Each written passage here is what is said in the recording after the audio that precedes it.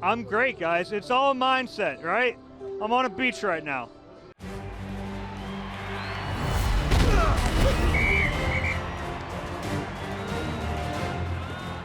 Reuben, pregame, could you tell how cold I was? Yeah, we could tell. You're shivering. That was one sign. Your answers were like 8 words, and there was icicles on your beard. I mean, it was about as cold as I've ever been. It was hard to get words out of my mouth. So is that what it was? It was tricky. I felt like everything was frozen. I have that problem in the studio when it's warm, so I don't know. Yeah, it was frigid out there, and the Eagles players had to deal with it, and they did it to varying levels of success. Yeah, I don't think I don't think Slay was very happy.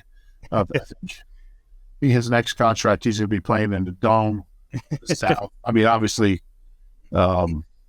it's a road game, but yeah, he hates the cold. He's talked about that since it was, when it was like 50, he was complaining how cold it was. So I can imagine.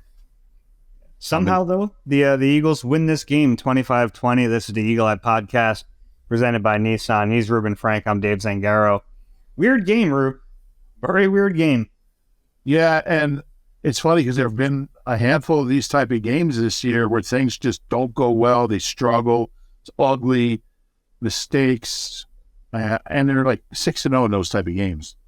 I guess Washington, you could count that, but they're 6-0 in one possession games. And I just look at like Detroit, Houston, they couldn't get going until the middle of the third quarter. The Colts game, they were down 10 in the fourth quarter. Just some of these games, they just seem to find ways to win them. And that's a mark of a really good team. It's a different way each time.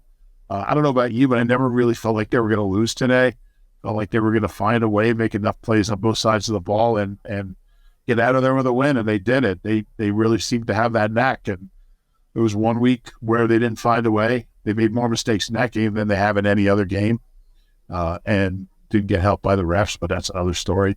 But you got to give them credit for, look, they're not all going to be 35-10 or 48 to whatever it was last week. They're not all going to be blowouts, and when you get challenged and you get, you face the very real possibility that you might not win this game. The great teams really respond to that. Yeah, the good teams find a way to win. Bad teams find a way to lose, and that kind of shows itself over the course of a long season. And you're right. I mean, the Eagles they've found ways to win these games, and I think honestly, we can talk about the resiliency and we can talk about all those intangible factors they have. They just have some good players who end up making plays. I don't want to overlook that part of it. It's going to help. Yeah, you could have all the football character in the world, good players. I think Chicago played really hard. They played better than I expected, and in a lot of phases, they're just not very good. So all the character in the world wasn't going to get them a win. They probably played as well as they could, considering what they have. But yeah, it's a combination of both. But we've certainly seen plenty of teams that are really, really talented and don't win this type of game. I'm thinking of one that's based in North Texas, one in particular. And we'll get to that soon. Yeah, we'll get to that. But they really showed me something, and it was not pretty. It was not easy. They just seemed to get out of there with a win each time. Yeah, and I was impressed by Jalen Hurts in this game, and because the numbers aren't. I mean, some of the numbers are good. He threw for 315 yards. Yeah. But the 2 picks, not great. And he didn't. He ran well, but he took a ton of hits. And this is a day where you don't want to take a ton of hits. I mean, he felt it. There was that one where he was really slow to get up. Yeah. And it hurt. It hurts when you get hit, and it's wind chill of 4 or whatever it was.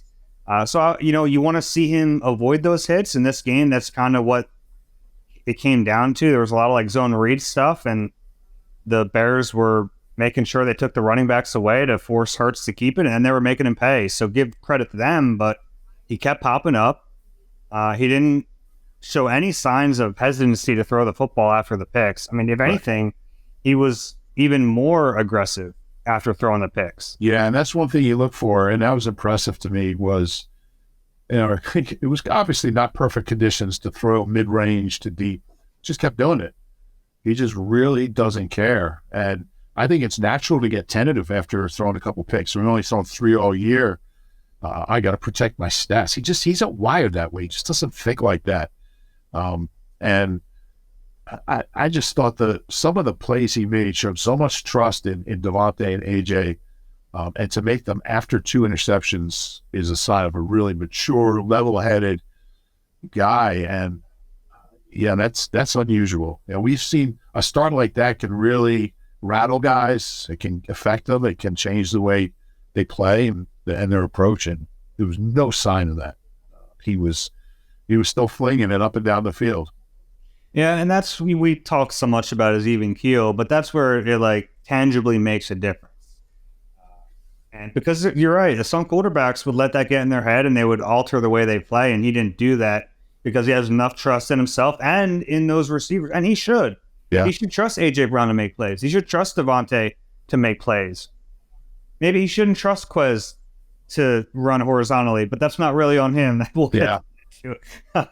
But yeah, I was impressed by that part of Jalen's game in this.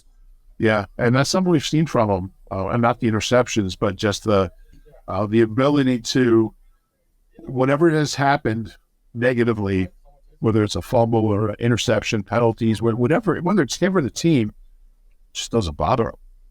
And it's so easy to dwell on that stuff. Man, I can't believe I threw 2 picks. And yeah, he's above that. And he's got the mentality of a much older, much more experienced player. 24-year-old guy started, 33 games, I think, now in his career.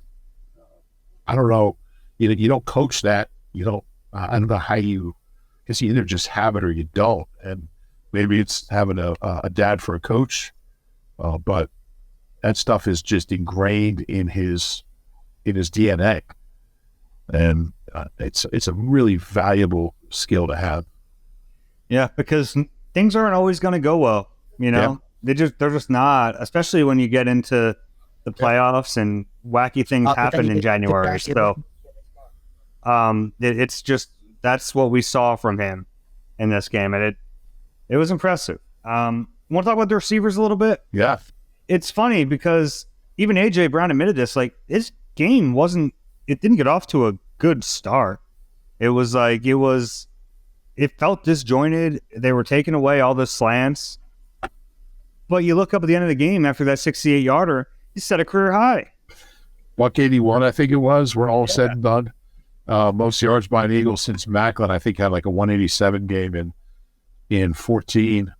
Some really tough contested catches for both DeVonta and AJ in traffic, on the sidelines, kicking both feet in bounds at the last possible second. There weren't a lot of easy pitch and catches for those two guys today.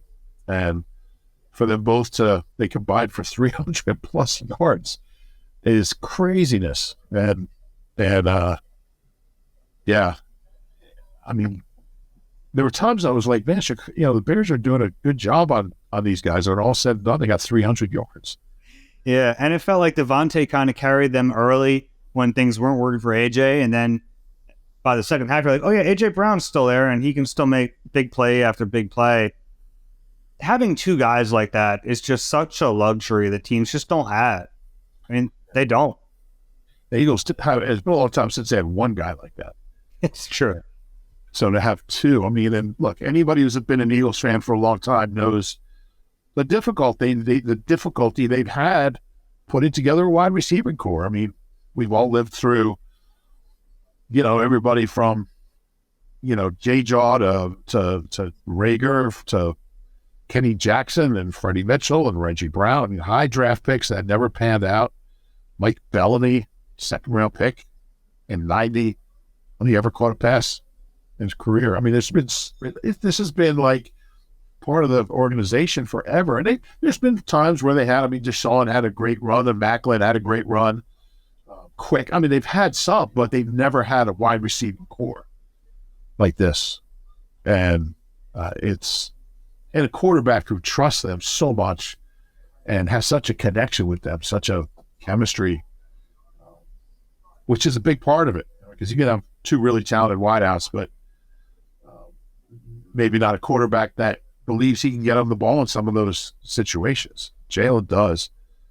I don't know how many third and whatevers Hurts and AJ and DeVonta hooked up on and bailed the team out.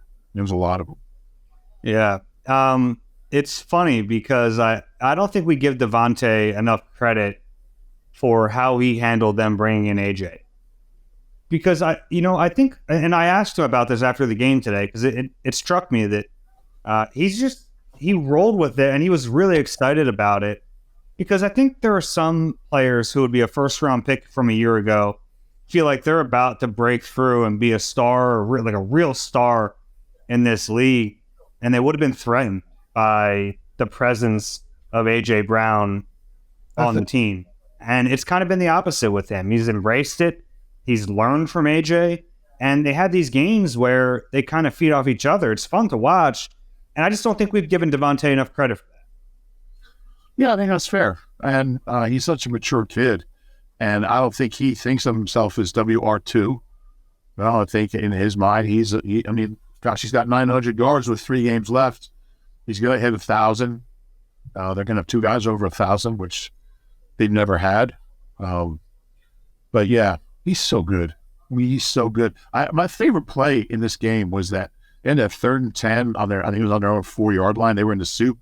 As Richie the Case said, they won the soup, guys. We won the soup. And they threw that little, it didn't look like anything. It was kind of out of character for Shane and for DeVonta, that little swing pass out to the right. And he just kind of threaded his way through traffic for 14 yards. It was a huge first down. Yeah, if they have to punt backed up like that. Yeah. We saw what happened last week when they had to punt backed up. Yeah, exactly. So, yeah, that was a big play. I thought it was a pivotal point in the game to convert that.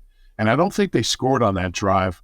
Might have been when they missed the field off to check, but I just saw getting out of there and connecting on that. It was a hell of a play call on a day when she didn't have a great day. But it just showed DeVonta's kind of physicality and versatility, because it's kind of a route. They run it to Quez. They think, well, Quez has that speed. But he ran that whole 14 yards in traffic and just dragged guys across the sticks and for another 3 or 4 yards. And that was a huge, huge play. I kind of joked about it, but the Quez Watkins horizontal plays was just one part of an offensive game plan that I thought wasn't great in this game. This was the first time in a while where I walked away going, yeah, the players won this game. I thought coaching, especially on the offensive side, really only on the offensive side, yeah, to me was lacking. Yeah, I couldn't agree more. And I think Shane's done a great job this year, and Nick putting the whole thing together. I just didn't like the concept of coming out and look, I get that they thought they had some matchups that really favored them with their receivers against the Bears secondary, but it's cold, it's windy. You got Miles Sanders. The Bears are what, 20? I checked my notes. 29th in the NFL in run defense. I mean, you start out running the ball, mix it up. I'm not saying run every play, but Miles didn't have a carry for the first 18 plays of the game. No running back did. Gainwell didn't. Boston didn't. And I just thought they never got into a rhythm because of that. I think, they had some decent drives, some big plays, but they never got into that rhythm where they're running it, they're throwing it, they're keeping the defense off balance. I don't know what the final run pass was, but it was out of whack. If you include, even taking Jalen's runs out of it, I mean, they had 38, they had like over 40 pass plays, and the running backs had 14 running plays, and Miles had 11. As soon as the second half starts, he gets the ball, goes 18 yards, and I think he had 3 or more carries. I just don't get it. In those conditions against that defense, you want to keep Justin Fields off the field. It did make sense to me. Deep shot, and it wasn't even that they were throwing every snap. There was a lot of really low percentage balls there. Yeah, and there was one on a 3rd and short where you think, oh, maybe they're in 4-down mode here and they're taking a shot on 3rd, and they punted on 4th. And I was like, well, what was that shot play? Yes. It didn't make sense to me. And I'm not, I always try to prevent myself from being the run the football guy. Right. This was a game where you're like, okay, you can hand it off to the running backs. So like their runs early in the game were all zone reads. And it was leaving Jalen taking a ton of hits. Look, we know that can be an effective weapon for them, but it wasn't paying off the way I thought it would need to stick with it. Yeah. And then they didn't change it. And I didn't like that part. Yeah, it's a fine line, as Wise Man once said, because he's such a weapon when he runs. But and when you look at, he ended up with 17 carries. There was a kneel down at the end, but it's hard to know exactly how many were RPOs, called plays, scrambles when the pocket broke down. You kind of break it all down, but however it broke down, there were too many hits on him. And we went through this early in the season. I mean, he looked. It's a short week, look, he's an incredible weapon, and you got to balance it all out. But I think Shane and Nick have to protect him from himself. Bears got some licks in on him, they really did. They did, and maybe some of that, it's tough to know without knowing the play calls. It feels like some of those were on him in a way, like he's sticking to it, or or he's making the right read on his own read and he's taking a lick. So sometimes you got to protect him from himself, like you said. And other times, maybe it was on Jalen at times. It's tough to know exactly. Yeah, but whatever it is, it's too much. And the most important thing for this team is to get him to the playoffs healthy. And it looks like they'll have a chance to rest him and sit him. I think it's kind of leaning that way. To give him a couple of weeks at least, maybe a few. Whenever they see fit, and hopefully, get a chance to heal up. But, it's too many. It's too many hits, too many carries, too many touches. And it's a little scary. So I do want to go back to the Quez horizontal stuff. Yeah. Are we entering Doug Peterson with Nelson Aguilar territory?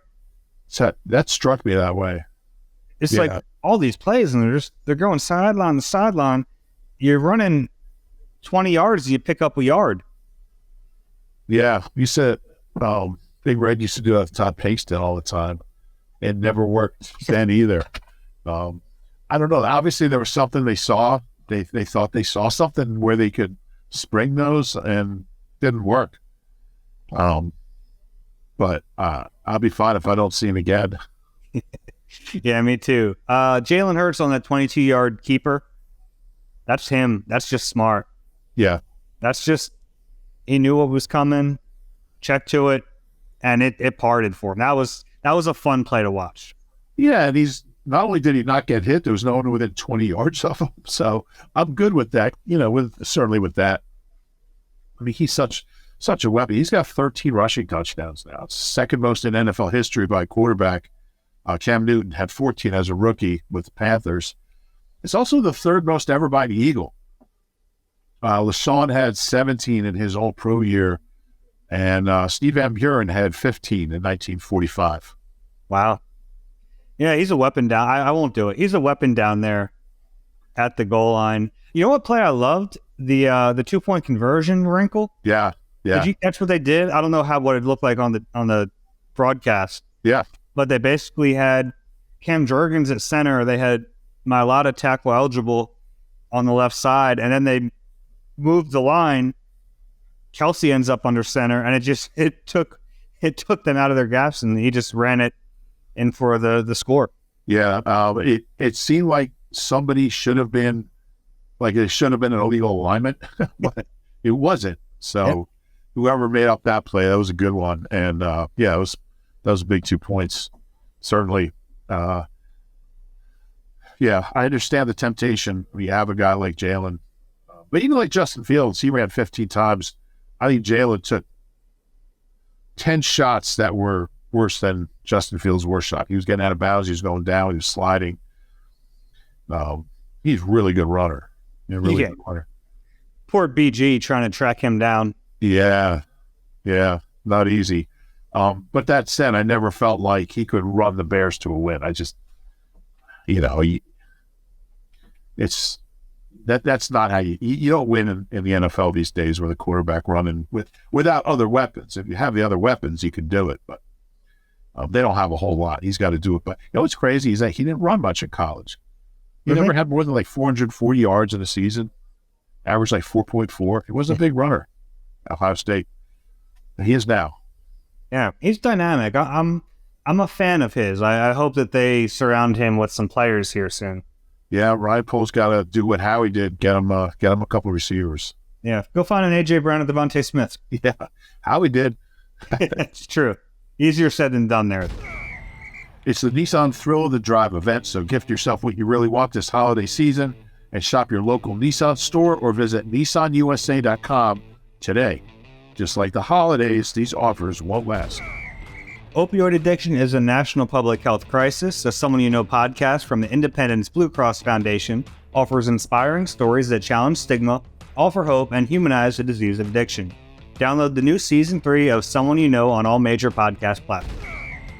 Rube, let's flip to defense a little bit. This defensive line, they're hot right now, and they get you in the known pass, they're going to hit your quarterback. Yeah, it's crazy. The Bears only threw 22 passes. The Eagles sacked them 6 times.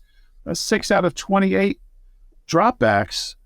That's over 20%. I mean, that's insane. It's the first time in 21%. It's the first time since 1998 the Eagles have had 6 sacks on that few pass attempts.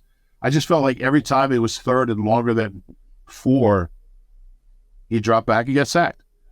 And, you know, like, look, there's games where the other team's thrown 50 times, you get 6 sacks, that's great. But to get 6 sacks when you have so few opportunities to get them, I mean, I'll look it up, but like it seemed like every third and long, somebody was getting there, and some of them, a couple people were getting there. Reddick was just unbelievable again. Sweat. I mean, we've been following along. You know, no team's ever had 4 guys with double digits. BG needs 1.5, and Sweat needs 0.5, and they're there.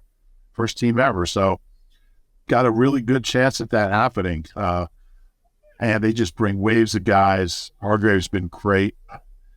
It's fun to watch these guys. And look, obviously that Bears O-line is kind of a mess.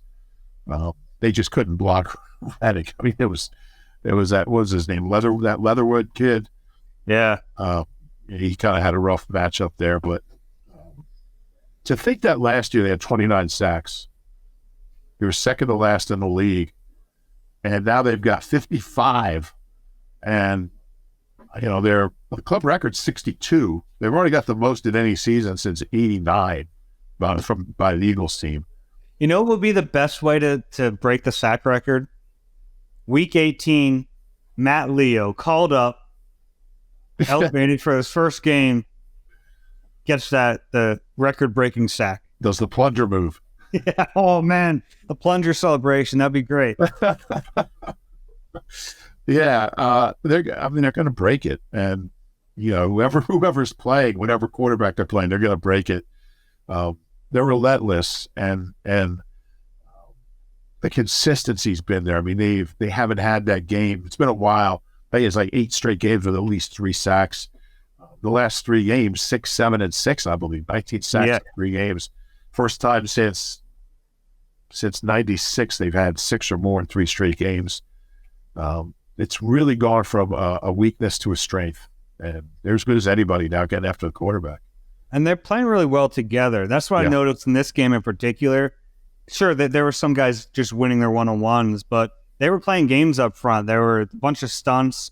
There were some end tackle stunts, some tackle end stunts. They were playing up front with those twists, and it was working. And that just shows you how far those guys have come together. You have to have a feel when you're playing next to someone to be able to run those as effectively as they did in this game. And yet the Bears O-line's a little bit in disarray, especially when they lose a starting guard. So you take advantage of that. And that's what they did. They're so good right now. Yeah, I don't. How many net passing yards did the Bears finish with? It had to be a really low number, 91. Well, and that, I mean, they took points off the board. That one sack was, I mean, it took them out of field goal. Well, it arguably took them out of field goal range. It kept them. It put them in deeper field goal range that Matt Eberflus decided was not field goal range. But I'll tell you what, that was the same side where Jake Elliott hit the post, and that ball took a right turn. So they might have made the right decision. Now they very well might have. At least to not kick a field goal. You could have gone for it. Yeah, certainly. It's funny. I think early in the year, I think we talked about this. Slay was my defensive MVP. And then in the middle of the year, it was kind of TJ. He was so good, so consistent, so solid. But now I'm thinking just Reddick. His game today, look at the stat sheet for this guy. Can I read him off? I mean, unbelievable. He had 2 sacks, 4 tackles, 2 QB hits, a tackle for loss, a pass breakup, a forced fumble, a fumble recovery, and he almost had an interception. I mean, he could have had an interception. He's playing at a really high level. 12 sacks, 12 in his last 12 games. Remember, he didn't have any in the first 2 weeks. Him and Sweat really coming on strong. Yeah. They all are. Sweat had 2.5 through 8 games. Yeah, you're right. He did this last year too. He had 3 tackles for loss today. He had 2 QB hits, 2 sacks. Yeah, they're quite a pair. They're like a modern day Clyde and Reggie. Yeah, and we knew that coming into this game, it's like they have Justin Fields, and he's going to make some plays, and he did. Credit to him, he's a good player, but they just don't have enough weapons for that to beat you alone. And there was the late touchdown where there was a breakdown in the secondary. You don't want to see that. You want to just be able to not make it close at the end of the game, but that wasn't on the D-line. No, certainly wasn't. I thought all in all it was, look, the defense gave up 20 points, but one touchdown was on a 15-yard field. Mm-hmm. I got no complaints about the way the defense played. Yeah, I'm kind of with you. It felt like he's a tough guy to defend, and he made some throws early, which I wasn't sure he could make. He made some bad throws too. He definitely made some bad throws. I think the hits started to get to him. He started seeing, feeling ghosts, and and look, he's got nobody to throw to. I mean, especially some players, he'll be good. Yeah, they don't have much. Mooney's down. They had no Claypool in this one. Right. Yeah, it's tough. Other defensive things I wanted to point out. Interesting what they did at the safety position. They did not call up Anthony Harris, so they had Kayvon out there to start the game, but when they were in their base defense, when they didn't need the nickel, Avonte was sliding back. That's the first time we've seen Avonte play safety in 4 years, really? Yeah, I thought they both played pretty well. I thought Kayvon was really solid. I made some good, good tackles, and he was physical, and I didn't see any big breakdowns. He's a guy who, he's struggled. I mean, he had 8 tackle for loss. He struggled when we seen him get opportunities. Didn't have a great training camp. I didn't think they were going to keep him on the roster. So he's been through a lot. He's been through a lot of ups and downs, but I like the way he played, and Avonte was really good. So that one touchdown at the end, that breakdown, that was unfortunate. Never should have happened, but Slay don't like the cold. I think he was just cold at that point, but they got away with it and got out of there. But I like the defense today. I think how many yards do the Bears have? They actually ran for 150, which didn't seem like it. They finished with 248. 95 from Fields. Yeah, finished with 248 yards. I'll take that. Yeah, and it's funny because the Eagles just didn't have offensive plays early. I think after the first quarter, it was 21-7 just in plays run. Right. So for them to then come back and put up another 400-yard day, this was not a clean offensive performance from the Eagles. And I know we're supposed to be talking about defense, but this was pretty sloppy. Yeah. They still put up 400 yards of offense. Yeah. What they have at halftime? I don't know, but I'm going to tell you. So just keep talking, and I will look it up. I felt like they never really got into an offensive rhythm. Miles never got involved. They were sloppy. They had turnovers. I like that you told me to keep talking, but you kept talking. Well, they had 195 yards in the first half. It's just the turnovers were killing. Well, they had that long. It was a 91-yard drive at the end of the second quarter. So Right. I mean, that changed it a lot, and that was a big drive. It was. Yeah, I think that's when you kind of felt like, I mean, to go into halftime with the lead after everything had gone wrong, you felt pretty good about their chances. That's the thing. It's like, what else can go wrong? Oh, they're up. They're up at halftime. Yeah. It's a fun team, man. They're just know how to win. 13-1. Like, they matched the most wins in Eagles history. They're going to break that. Will they break it next week? Or later yeah. this week, I should say, I guess. Yeah, this week. Are you asking for my prediction already? No, we don't have to do that. I think. I think they're going to go down there and win the game. That's my gut feeling right now. You look at where the Cowboys are; they barely beat Houston, and then to go down and Doug Peterson helping out the Eagles again. I didn't get to see the end of the game. I was waiting outside the. Did you see the end of it? I still haven't seen the pick Me six. neither. I was waiting outside the locker room and I heard what happened, but yeah, I have a feeling it'll be on the highlights tonight. I'm just guessing, but so. That's a game. The Cowboys have won 3 playoff games since Emmett, Reuben, and Aikman. They won 3 playoff games. Haven't been an NFC Championship game since '95. So I mean, this is who they are. They lose this game. That's who they are, and they're going to be the 5 seed. And if you're an Eagles fan, I wouldn't even be worried about the Cowboys. I'd be worried about the Niners. I think the Niners are the second best team in the conference. Huh. I mean, it's hard to argue that right now. I think. I mean, Dallas is definitely talented. They got really good players. Talented. They have good players on both sides of the football. Yeah, but there's just something missing there. I don't know if it's. I mean, the fact that Micah Parsons is worried about Jalen Hurts the week before they're playing him. I mean, he was on a podcast. He was, but nobody on the Eagles would talk about the Cowboys last week. Mm-hmm. Maybe that's irrelevant. I don't know, but I just there's something about that franchise and that team, and they're never as good as they're supposed to be. They never end up doing what they're supposed to do. So we'll see. They are very talented. 13-1. Yeah, it's crazy. It is, and 5 straight wins since that Washington game, which is almost as impressive as winning 8 straight. I guess it was to open the season.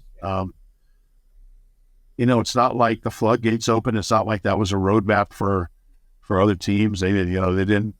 They rebounded with a tough win in Indy after that, and just keep rolling. Did you watch the World Cup final? Well, we were doing a pregame show. It was on in here. Okay. I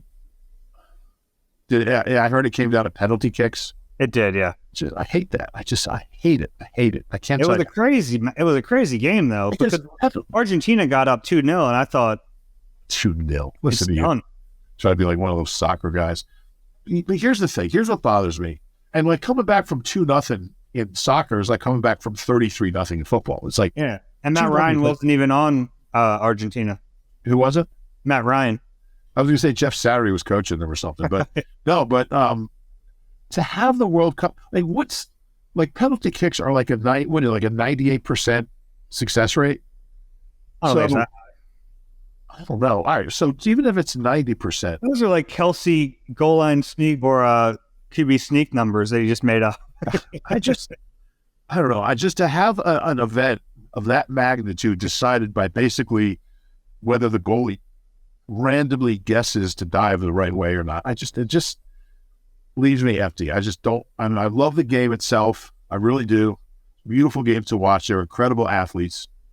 But to decide a World Cup based on penalty kicks leaves me cold.